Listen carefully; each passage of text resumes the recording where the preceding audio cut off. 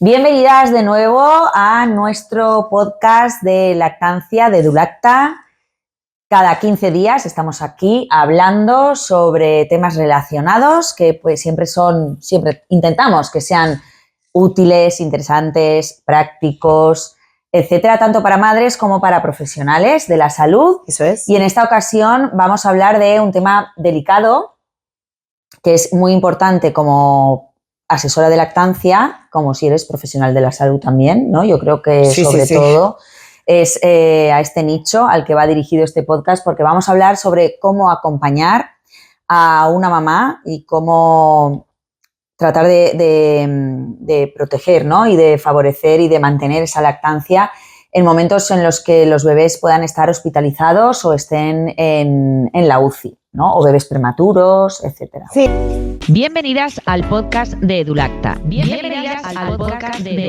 Somos Pilar y Ruth y en este podcast hablamos de lactancia materna. Tenemos el firme convencimiento de que visibilizar y trabajar facilitando lactancias es la mejor forma de cambiar el mundo. Y que estén ingresados en el hospital y que obviamente tengamos esta dificultad añadida, ¿no? Si madres cuyos bebés nacen sanos y a término, a veces ya nos refieren y nos cuentan problemas para iniciar y mantener la lactancia, y ahí están las tasas de lactancia, que no es que sean demasiado buenas a día de hoy, pues imagínate si encima nos estamos enfrentando a casos con bebés que nacen antes de tiempo o que tienen alguna enfermedad o patología o que se han puesto enfermos después y los han tenido que ingresar en el hospital. Aquí tenemos una dificultad añadida, ¿no? Entonces, pues vamos a intentar hablar de esto para ofrecer, consejos e información que sirva para todos, como tú dices, para madres y para profesionales que también atienden. Sobre todo, sí. Yo creo que aquí cuando estábamos un poco pensando que íbamos a comentar en este podcast, ¿no? Sobre todo lo que yo anoté aquí en mi chuleta es un poco separar dos partes muy importantes que hay que tener en cuenta en este caso. Por un lado estaría la parte física y por otro lado la emocional, que no hay que olvidar, ¿no?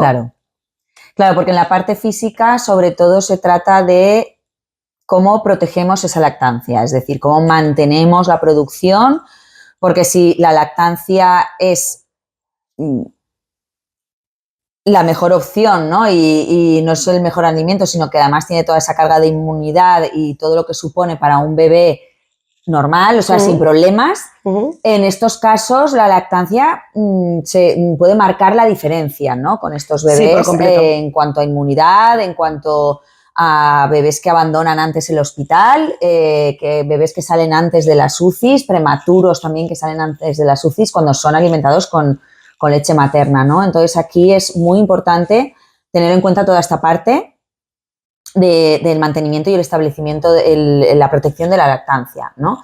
Con extracciones, con toda la técnica de extracción y conservación y administración de la leche materna, porque según la circunstancia por la que este bebé esté ahora mismo hospitalizado o en la UCI, pues veremos cómo habría que hacer, ¿no? Habría que personalizar mucho cada caso, pero el caso es que la leche materna siempre es la mejor opción y siempre es posible. Es decir, no hay ningún caso en el que te digan, no, es que en estos casos leche materna no puede ser, no.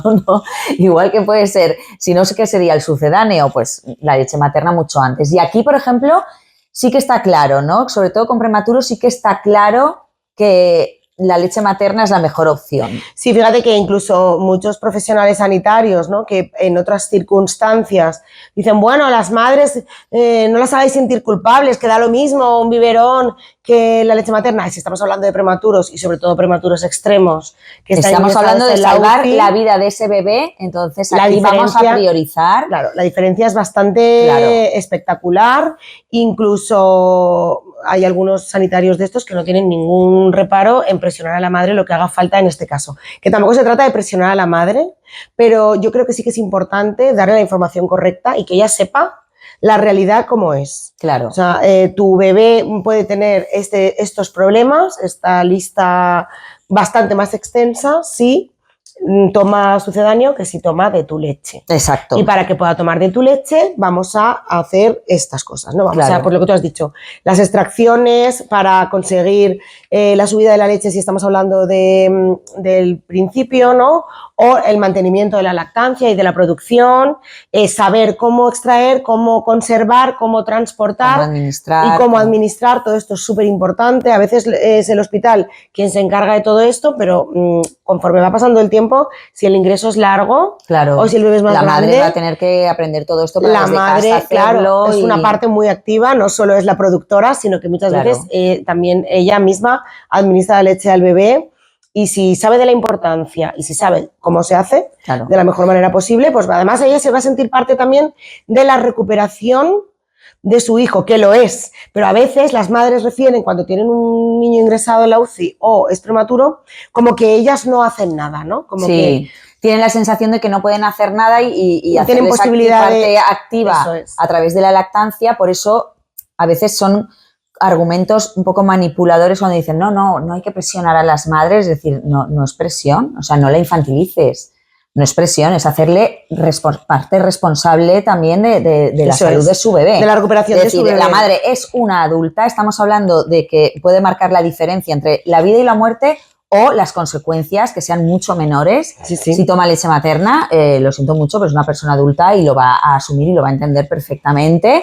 Entonces vamos a implicarla y ayudarle, que igual el problema es que la persona que dice no vamos a presionar es porque no sabe muy bien cómo funciona todo esto y no sabe muy bien cómo hacer. Entonces, otras cosas que pasan a veces aquí, pues que, a la madre a lo mejor sí que le dan la información de extracción y tal, porque entienden que la única opción siempre va a ser que la madre se saque la leche y se la administren ellos. Pero, ojo, esto no tiene por qué ser así. A lo mejor el niño está enfermo o a lo mejor el niño es prematuro, pero puede mamar directamente del pecho. Y siempre va a ser mucho mejor, tanto para el niño como para la madre, como para el establecimiento de la lactancia, que haya un contacto piel con piel directo y que sea el niño el que mame directamente del pecho. Niños muy pequeños, con muy pocas semanas de vida, han sido capaces de engancharse al pecho y de mamar directo al pecho. A lo mejor luego han necesitado complementar con la leche extraída de la madre con dedo jeringa, porque igual no han tenido la fuerza suficiente de succión. Se cansan mucho, se duermen antes, estas cosas normales, pero dejar que eso se produzca, ese enganche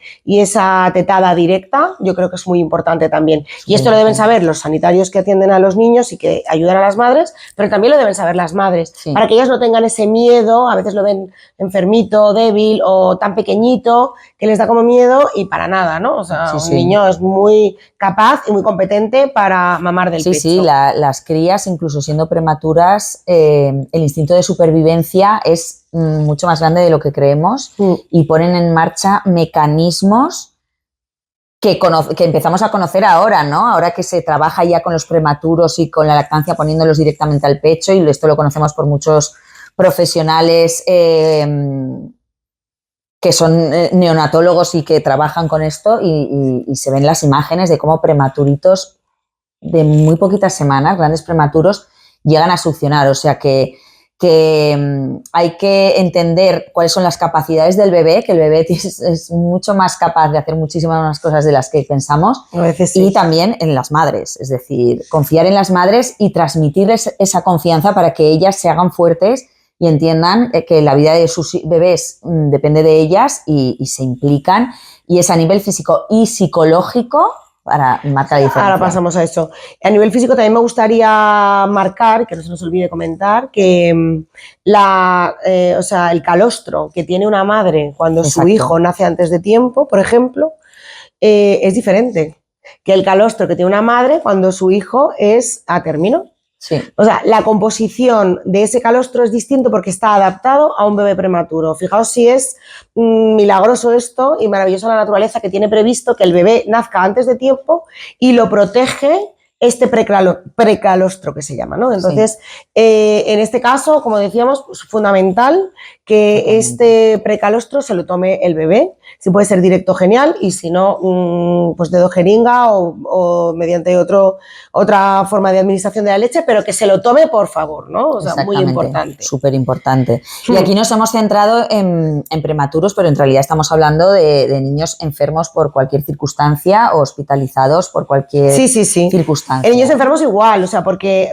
hay muchos niños, por ejemplo, pues que están normal, pero se ponen enfermos, pues yo qué sé, la típica, el ingreso hospitalario por bronquiolitis, que lo primero que le dicen es que no, es que baja la saturación y que tiene que dejar el pecho. Esto no es así. El pecho va a ayudar, de hecho, a que se recupere antes este niño, a que tenga mejor nutrición y a que se sienta más contenido por estar con su madre. Lo ideal que sería la cohabitación. Hay algunos hospitales que lo promueven esto y que sí que lo tienen. Desgraciadamente pocos. Pocos. O sea, la madre se puede quedar a pasar la noche allí. Pues las UCI 24 horas, que también hay, pero... Sí, cuando ya están más graves o son prematuros o eso, las UCIs de 24 horas con acceso libre a los padres, que eso también sería lo ideal, obviamente, para que se pudiera hacer el piel con piel, método canguro, todo esto.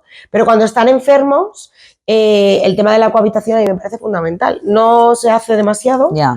Tú puedes quedarte ahí, pero normalmente es en una butaca, ¿no? Sí. En fin, y luego encima situaciones que yo he escuchado cada caso que es que, en fin, me enfado bastante, ¿eh? O sea, en el sentido de que la madre coge al bebé y lo tiene en brazos en la butaca y llega la típica enfermera y le echa la bronca porque tiene que estar en la cuna. Sí. Y es como, mira... Perdona. Está mi hijo enfermo, lo estoy durmiendo en brazos, no me habéis dejado una cama siquiera, ni me dais de comer ni de beber, ni tengo un baño en la habitación para usar, déjame en paz, ¿no? Claro. O sea, por lo menos tengo al bebé en brazos, pero bueno. Sí, en ese aspecto aún queda... Aún queda muchísimo trabajo, sí. Y ojalá esto vaya evolucionando rápido. Pero bueno, ahí vamos. Y ahora pasamos a la parte emocional. ¿Cómo? O sea, ¿cómo se puede facilitar esta lactancia, proteger esta lactancia, ayudar a esta madre lactante que quiere seguir amamantando cuando se encuentra en una situación así, ¿no? Claro. Sí, hemos dado como algunas pinceladas en realidad cuando hemos comentado que es fundamental eso, no infantilizar, porque el que un profesional diga no, la madre que descanse porque es una situación muy dura, que... O sea, con eso estás primero yendo en contra de la salud del bebé y estás tomando tus decisiones por la madre, que la madre es una persona adulta, es la madre y que la madre precisamente lo que quiere y lo mejor para su salud mental es sentirse implicada en la salud de su bebé, saber que puede hacer algo, o sea, la sensación de que ella participa. Ella es protagonista de eso. Es protagonista. Y que precisamente es como que gracias a mi leche mi bebé se va a recuperar, o sea, eso lo es. Que significa eso pero para es una verdad. Madre, pero es que además es verdad, no es que sea de, ay, bueno, claro, me lo voy a creer para sentirme mejor, no, es que es verdad. O sea, el niño va a recuperar mejor el peso, va a tener menos infecciones, va a tener menos días de ingreso hospitalario, va a tener menos de todo, y hay un montón de evidencia. Claro, y eso en cualquier caso de hospitalización de un niño, o sea, no con prematuros solo, en cualquier caso la leche materna va a hacer que todo sea mucho más rápido, entonces eso para la madre es fundamental, ¿vale? Como hemos dicho ahora mismo, pues si hubieran cohabitaciones, etcétera, pues sería mucho mejor, pero las madres siempre algo se puede hacer, pues si te estás ahí como sea, peleas por tu lactancia, nadie te puede impedir que le des el pecho a tu bebé de forma injustificada, por si te encuentras con en algún caso en el que te lo algún comentario, con algún tipo de comentario.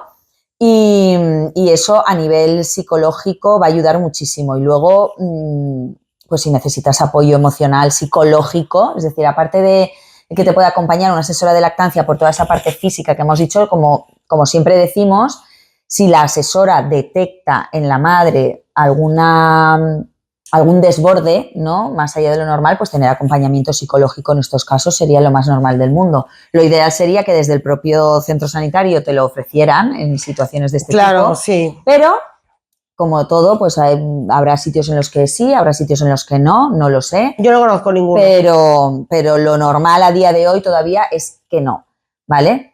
Y hablemos del duelo. ¿Qué pasa y luego, exacto, con las madres que su bebé nace enfermo y a lo mejor no se lo esperaba o nace antes de tiempo?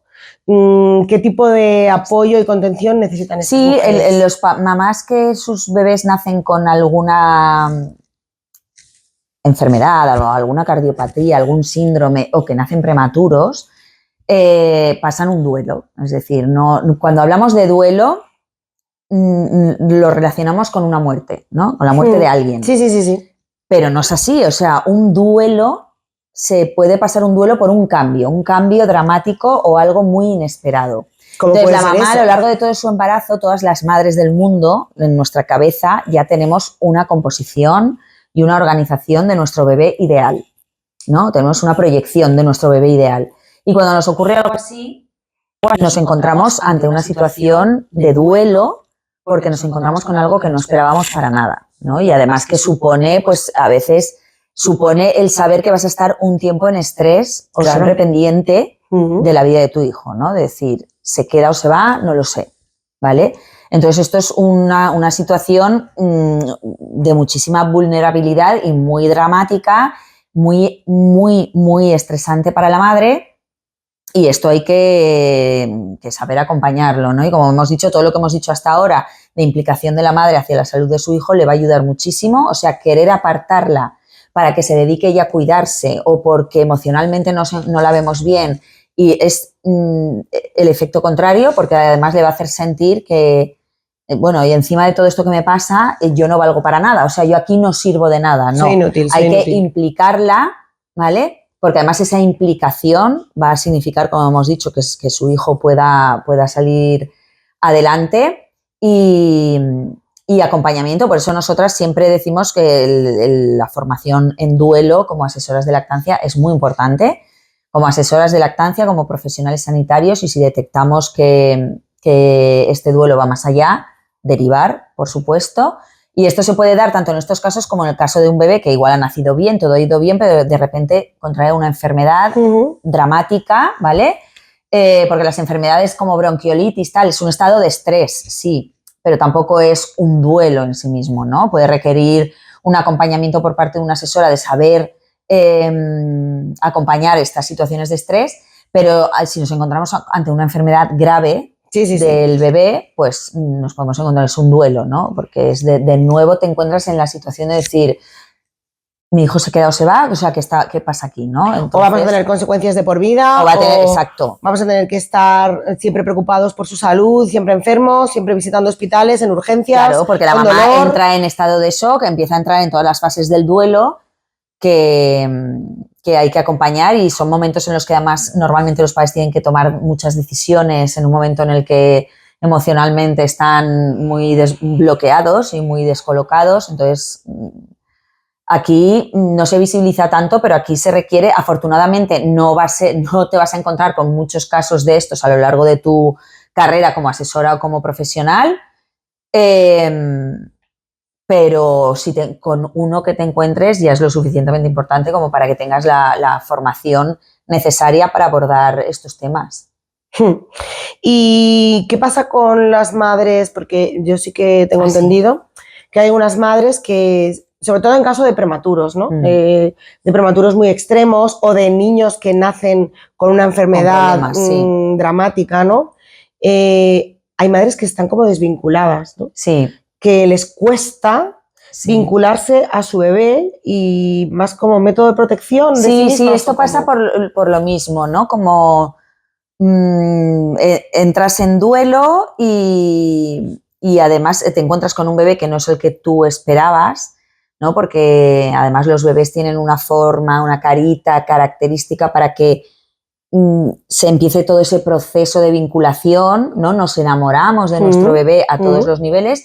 El vínculo es un mecanismo de defensa, de supervivencia de la especie fundamental, que se tiene que producir sí o sí en nuestra especie y en los mamíferos, en todos los mamíferos, para que la mamá se encargue de querer a su bebé toda la vida y de cuidarlo y protegerlo, ¿no? Eso es. Y de que no se muera ese bebé, por no cuidarlo. Sí, porque si no lo cuidas, un bebé humano se muere, no tiene ninguna posibilidad de sobrevivir por sí solo.